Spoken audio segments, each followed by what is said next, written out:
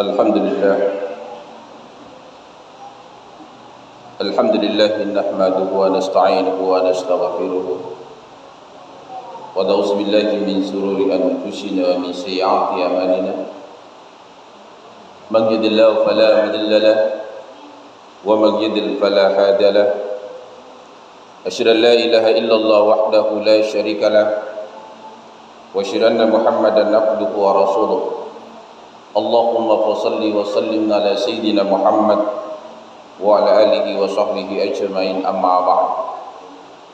Wa yal qadirun rahimakumullah, usikum wa nafsi bittaqwallah wa ta'ati la'allakum turhamun. Qala Allah subhanahu wa ta'ala fil Qur'anil Karim, a'udzu billahi minasy syaithanir rajim. Bismillahirrahmanirrahim. Qul inna sholati wa nusuki wa mahyaya wa mamati lillahi rabbil alamin. Shadaqallahul adzim. Jemaah Jumat yang sama dimuliakan, dirahmati dan diberkati oleh Allah Subhanahu wa taala. Marilah senantiasa menghambakan diri kita ke hadirat Allah Subhanahu wa taala dengan banyak memuji Allah Subhanahu wa taala. Begitu juga marilah senantiasa mencintai Rasulullah sallallahu alaihi wasallam dengan mengikuti sunnah-sunnah Rasulullah dan banyak bersalawat kepada Rasulullah sallallahu alaihi wasallam. Jemaah Jumat yang sama dimuliakan oleh Allah. Adapun judul khutbah yang saya akan sampaikan pada kesempatan ini adalah hakikat kembali fitrah. Jemaah Jumat yang sama dimuliakan oleh Allah, apa hakikat kembali suci, kembali fitrah, atau kembali dilahirkan kembali seperti bayi yang tidak punya dosa? Pada hakikatnya kita kembali fitrah bukan satu kali dalam satu tahun, bukan nanti setelah selesai melaksanakan puasa Ramadan kita kembali fitrah. Kita kembali fitrah itu 5 kali sehari semalam. Sebelum kita menghadap kepada Allah Subhanahu wa taala, kita harus fitrah, kita harus suci untuk menghadap kepada yang suci. Karena yang diterima oleh Allah Subhanahu wa taala hanyalah orang-orang yang suci. Maka sebelum kita menghadap kepada Allah Subhanahu wa taala, kita harus bersuci. Kita harus mengambil air wudu. Setelah kita mengambil air wudu, kita bersihkan panca indera kita, kita bersihkan tangan kita bersihkan mulut kita, hidung kita, telinga kita, otak kita, dan kaki kita. Maka berguguranglah dosa-dosa panca indera kita, dosanya tangan kita, dosanya mulut kita, dosanya hidung kita, dosanya mata kita, dosanya telinga kita, dan terakhir dosanya kaki kita. Itu digugurkan, dihapus oleh Allah Subhanahu wa taala. Jadi sebelum kita menghadap kepada Allah Subhanahu wa taala, Allah telah mensucikan, menghapus dosa kesalahan kita. Jemaah Jumat yang sama dimuliakan oleh Allah. Dan yang kedua yang harus kita sucikan adalah pakaian kita, yang kita pakai menghadap kepada Allah Subhanahu wa taala. Kita harus pahami, kita harus tahu sarung yang kita pakai dari mana sumbernya, baju yang kita pakai dari mana sumbernya, songkok yang kita pakai dari mana sumbernya. Semua yang melekat pada diri kita, jam tangan, cincin kita, kacamata kita, semua harus kita tahu dari mana sumbernya. Kalau yang subhat jangan pernah kita pakai menghadap kepada Allah Subhanahu wa ta'ala yang tidak jelas sumbernya. Karena itulah yang menyebabkan salat kita tidak diterima, ibadah kita tidak diterima oleh Allah Subhanahu wa ta'ala. Jamaah Jumat yang sama dimuliakan oleh Allah. Setelah kita bersihkan pakaian kita, baru kita menghadap kepada Allah Subhanahu wa ta'ala. Dan sebelum kita menghadap, yang pertama kita lakukan adalah memperbaiki niat kita.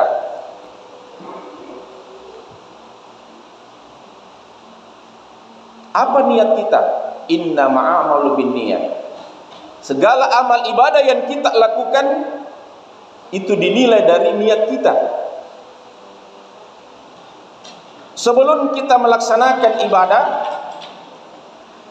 disitulah kita menghadap kepada Allah Subhanahu wa ta'ala dengan takbiratul ihram. Kenapa dikatakan takbiratul ihram? Kenapa ada takbir yang diharamkan oleh Allah Subhanahu wa ta'ala? Ketika angkat takbir haram hukumnya, kita mengingat selain daripada kebesaran Allah Subhanahu wa ta'ala. Inilah takbiratul ihram yang menembus 7 pintu langit pertama, kedua sampai langit ke-7 sampai menembus ke Sidratul Muntaha. Jadi pembuka pintu langit itu adalah takbiratul ihram. Dan setelah kita menghadap kepada Allah Subhanahu wa ta'ala, setelah sampai ke Sidratul Muntaha, kita menghadap kepada Allah Subhanahu wa ta'ala, kita membaca doa iftitah kita. Allahu akbar kabira walhamdulillahi katsira wa subhanallahi bukratan wa asila.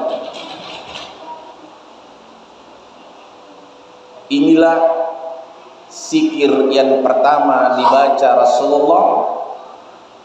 Doa ini yang pertama dibaca Rasulullah ketika Rasulullah lahir dari perut ibu.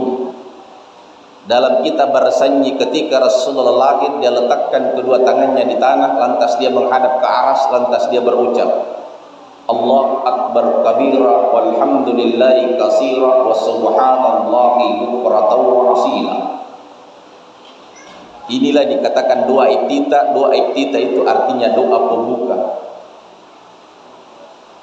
Rasulullah lahir dengan rahmatan lil alamin, maka bukalah kehidupan kita. Ketika mau membuka usaha baru, membuka lahan baru, tanah baru, sawah baru, maka bukalah dengan Allahu akbar kabira walhamdulillahi katsira wa subhanallahi bukratan wa asila. Setelah kita menghadap kepada Allah Subhanahu wa ta'ala, kita lanjut dengan doa ayat yang saya bacakan tadi. Ayat ini terdapat dalam surah Al-An'am ayat 162. Qul inna salati wa nusuki wa mahyaya wa mamati lillahi rabbil alamin. Katakanlah sesungguhnya salatku, ibadahku, hidupku dan matiku hanya untuk Allah semata. Kita kembali kepada Allah Subhanahu wa ta'ala 5 kali sehari semalam. Setelah kita menghadap, apa kita laporkan? Saya siap hidup ya Allah, dan saya siap mati. Maka orang yang menjaga salatnya tidak pernah takut mati. Kenapa? 5 kali sehari semalam kita menghadap kepada Allah Subhanahu wa ta'ala. Apa yang kita laporkan? Saya siap hidup dan saya siap mati. Maka orang yang menjaga salatnya tidak pernah takut mati dimanapun dia berada. Dan orang yang menjaga salatnya itu kembali kepada Allah Subhanahu wa ta'ala hanya 5 waktu. Kalau tidak pergi menghadap kepada Allah, kembali kepada Allah pada waktu duhur, tunggu waktu azhar. Kalau tidak dipanggil waktu azhar, tunggu waktu maghrib. Maghrib tidak datang, tunggu waktu isya. Begitulah perputaran hidup ini. Itulah dikatakan kembali fitrah, kembali suci. Jemaah Jumat yang sama dimuliakan oleh Allah. Jadi kita kembali fitrah itu bukan 1 kali dalam 1 tahun, tetapi kita kembali fitrah dalam 5 kali sehari semalam. Inilah yang harus kita jaga, karena yang pertama diperhitungkan, dihisab oleh Allah adalah sholat. Puasa cuma 1 kali dalam 1 tahun. Zakat fitrah cuma 1 kali dalam 1 tahun. Haji 1 kali diwajibkan bagi yang mampu. Salat 5 kali sehari semalam. Jadi walaupun kita haji, puasa, zakat, infak dan sedekahnya bagus, tapi tidak salat, maka tidak ada guna-gunanya itu puasa, zakat, haji kita. Kenapa? Karena tidak bisa kita nikmati. Karena kunci daripada surga adalah as-salatu miftahul jannah. Salat itu adalah kuncinya surga. Dan perabotan amal ibadah yang kita lakukan ada di dalam istana kita, tapi tidak bisa masuk di dalamnya kalau kita tidak memiliki kuncinya. Maka salat yang pertama diperhitungkan, perbaiki salat kita. Karena salatlah kalau sudah diterima salat kita, maka seluruh amal ibadah kita yang lain insya Allah diterima oleh Allah Subhanahu wa ta'ala. Jemaah Jumat yang sama dimuliakan oleh Allah. Maka ada 3 yang harus kita jaga di dalam salat kita. Yang pertama ketika takbiratul ihram. Yang kedua yang harus kita jaga ketika membaca surah Al-Fatihah. Secara sahnya salat kita, bacaan surah Al-Fatihah kita, perbaiki bacaan Fatihah kita. Terkhusus setelah sampai kita baca iyyaka na'budu wa iyyaka nasta'in. Ini harus bertasdid. Kapan kita baca tidak bertasdid, maka berubah arti. Hanya matahari yang kita sembah dan hanya matahari yang kita mohon pertolongan. Maka kita baca iyyaka na'budu wa iyyaka nasta'in. Hanya Engkau yang kami sembah dan hanya Engkau kami mohon pertolongan. Dan yang ketiga yang harus kita jaga di dalam salat ketika transaksi antara hamba dengan Allah, ketika bertahiyat. Inilah gambaran ketika Rasulullah sallallahu alaihi wasallam ketika menghadap kepada Allah menerima salat di Siratul Muntaha. Bagaimana Rasulullah menghadap kepada Allah? Rasulullah dia dalam posisi tidak berdiri, juga tidak ruku, juga tidak sujud, juga tidak duduk. Jadi Rasulullah ketika menghadap kepada Allah di Siratul Muntaha posisinya gimana? Tidak berdiri, tidak ruku, tidak sujud, tidak duduk. Posisi Rasulullah sallallahu alaihi wasallam ketika menghadap kepada Allah menerima salat dalam posisi bertahiyat. Dan ketika Rasulullah sallallahu alaihi wasallam menghadap, Rasulullah beri salam. Apa salamnya Rasulullah? At-tayyatul mubarakatus salawatut taibatu lillah. Inilah salamnya Rasulullah.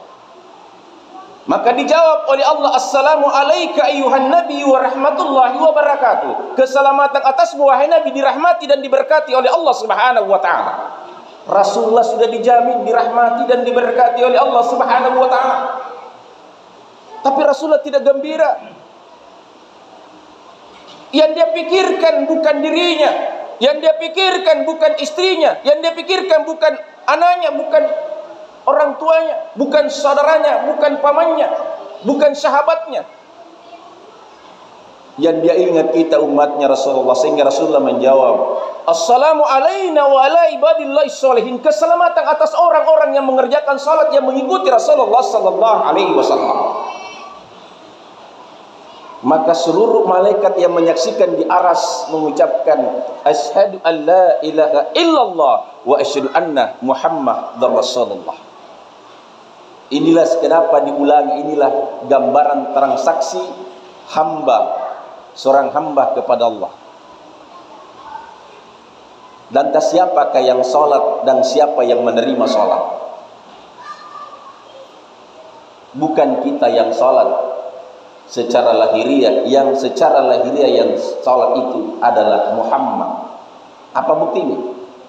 Kita ini berhuruf Muhammad, min, ha, mim, dal, Muhammad.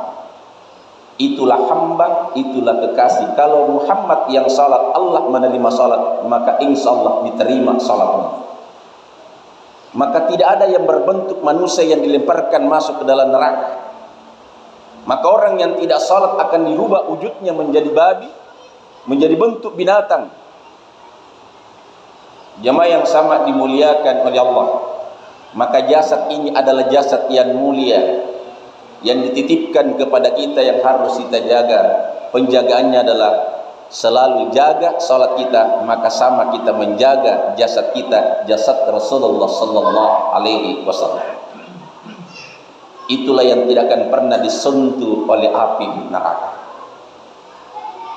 Jasad ini tidak akan pernah disentuh. Jangankan kena api neraka, disentuh saja apinya tidak. Maka bagaimana cara menjaganya adalah jaga salat kita 5 kali sehari semalam. Maka selalulah, maka untuk menjaganya dimanapun kita berada, mau tidur, bangun dari tidur, ada tuntunan yang diajarkan Rasulullah. Apa tuntunan Rasulullah? Bukan doa tidur dan bangun tidur. Ada zikir yang harus kita amalkan, yang diamalkan Rasulullah dan diajarkan kepada istri dan diajarkan kepada sahabat. Apa zikir sebelum kita tidur? Apa zikir sebelum kita bangun tidur? Sebelum kita tidur kita diajarkan oleh Rasulullah sallallahu alaihi wasallam melalui istrinya Siti Aisyah. Yang pertama, kita disuruh hatamkan Al-Qur'an 30 juz. Yang kedua, disuruh untuk menghajikan dirinya. Dan yang ketiga, menjadikan para nabi memberikan syafaatnya kepada kita. Dan yang keempat,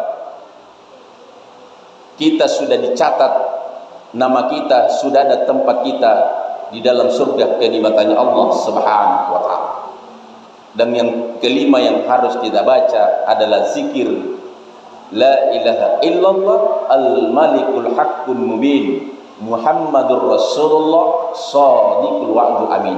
Siapa yang membaca zikir ini sebelum dia tidur, maka seluruh dosa-dosanya dihapus oleh Allah, dan ketika menghadapi sakaratul maut dimudahkan dalam menghadapi sakaratul maut, dan tidak akan dicabut rohnya oleh malakal maut sebelum melihat wajah aslinya Rasulullah sallallahu alaihi wasallam.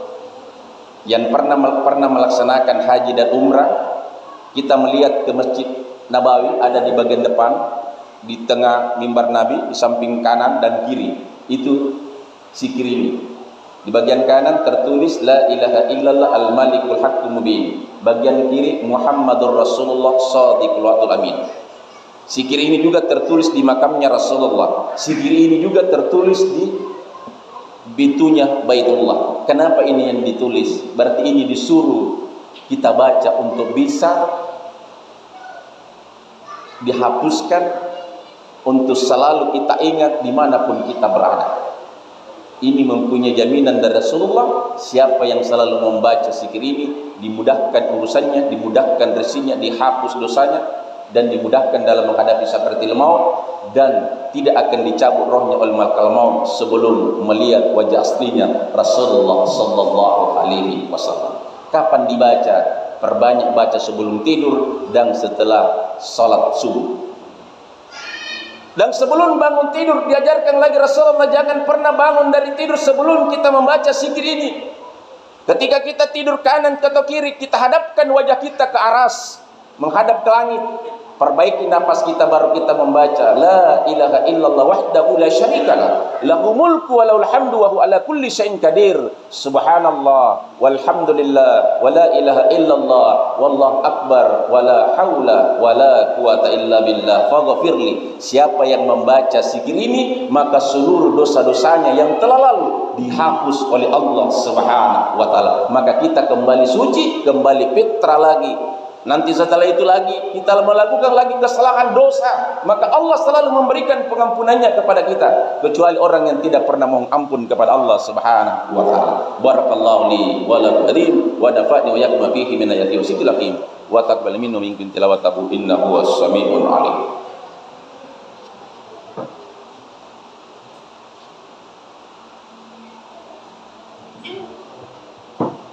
Alhamdulillah. Alhamdulillah kathiran kama amara. Asyhadu an la ilaha illallah wahdahu la syarika lah wa asyhadu anna Muhammadan abduhu wa rasuluh. Allahumma shalli wa sallim ala sayyidina Muhammad wa ala alihi wa sahbihi ajma'in. Amma ba'd, fa ibadallah ittaqullaha haqqa tuqatih wa la tamutunna illa wa antum muslimun. Faqala Allah subhanahu wa ta'ala fil Qur'anil Karim, a'udzu billahi minasy syaithanir rajim. Bismillahirrahmanirrahim. Innallaha wa malaikatahu yusalluna 'alan nabi ya ayyuhalladzina amanu sallu 'alaihi wa sallimu taslima. Allahumma shalli 'ala sayyidina Muhammadin wa 'ala alihi wa sahbihi ajma'in. Amin. Allahumma fil mu'minina wal mu'minat wal muslimina wal muslimat al-hiyya innaka syami'un karim mujib da'wat ya qadil hajat. Allahumma rabbana zalamna anfusana wa illam taghfir lana wa tarhamna lanakunanna min khasirin. Rabbana la tuzigh qulubana ba'da idh hadaytana wa hab lana min ladunka rahmah innaka antal wahhab. Allahumma anta rabbi la ilaha illa anta subhanaka inna kunna minadh dhalimin. Rabbana atina fid dunya hasanah wa fil akhirati hasanah wa qina azabannar wa qina azabannar wa qina azabannar wa qina azabannar. Subhanaka rabbika rabbil izzati amma yasifun wa salamun alal mursalin walhamdulillahi rabbil alamin. Aqimus